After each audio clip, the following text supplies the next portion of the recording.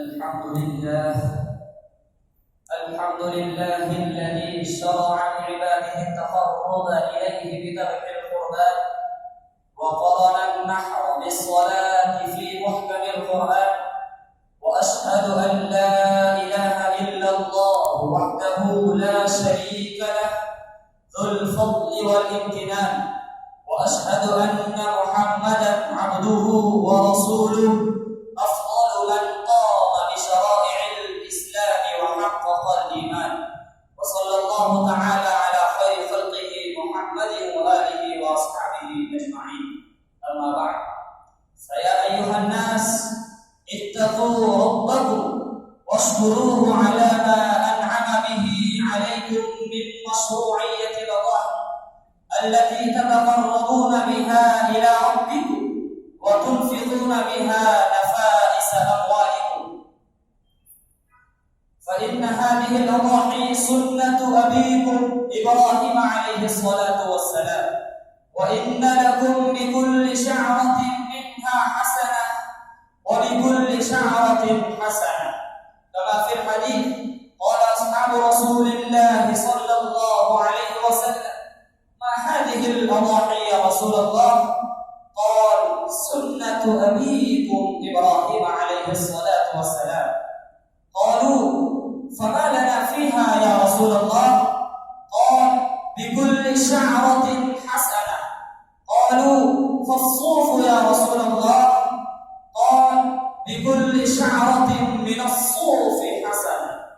وقال عليه الصلاة والسلام: من وجد سعة لأن يضحي فلم يضحي فلا يحضر مصلانا.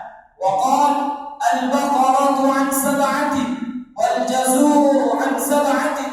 وعن علي رضي الله عنه قال: أمرنا رسول الله صلى الله عليه وسلم أن نستشرف العين والأذن. وعنه أيضا قال: نهى رسول الله صلى الله عليه وسلم أن نضحي بأعظم القرن والهدن. وعن البراء بن عازب أن رسول الله صلى الله عليه وسلم سئل: ماذا يتقى من الضحايا؟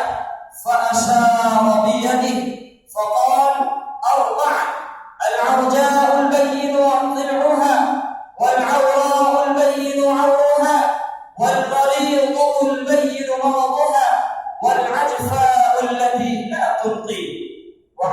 وعن ابن عباس رضي الله عنهما قال: نهى رسول الله صلى الله عليه وسلم عن التحريش بين البهائم. وقال النبي صلى الله عليه وسلم: ما من أيام العمل الصالح أحب إلى الله تبارك وتعالى من هذه الأيام 10. وقال النبي صلى الله عليه وسلم: ما من أيام أحب إلى الله تبارك وتعالى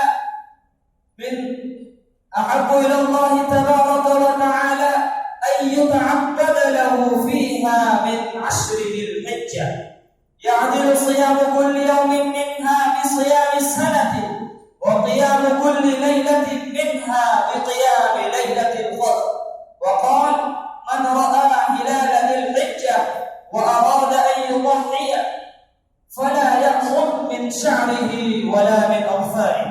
وقال الله عز وجل: أعوذ بالله من الشيطان الرجيم، فصل لربك وانحر.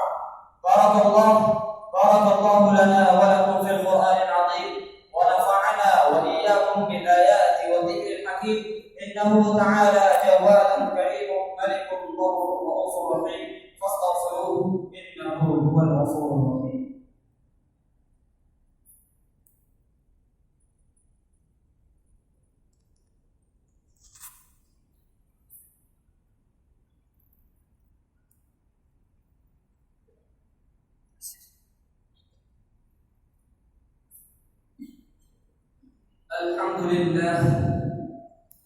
الحمد لله نستعينه ونستغفره ونعوذ بالله من شرور أنفسنا ومن سيئات أعمالنا.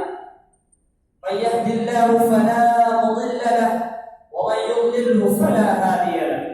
وأشهد وأشهد أن لا إله إلا الله وحده لا شريك له وأشهد أن محمدا عبده ورسوله أرسله بالحق بشيرا ونذيرا بين يدي الساعة من يطع الله ورسوله فقد رشد ومن يعصهما فإنه لا يضر إلا نفسه ولا يضر الله شيئا.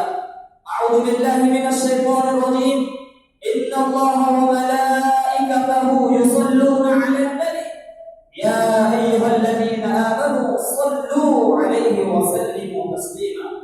اللهم صل على محمد عبدك ورسولك وصل على المؤمنين والمؤمنات والمسلمين والمسلمات وبارك على محمد وأزواجه وذريته.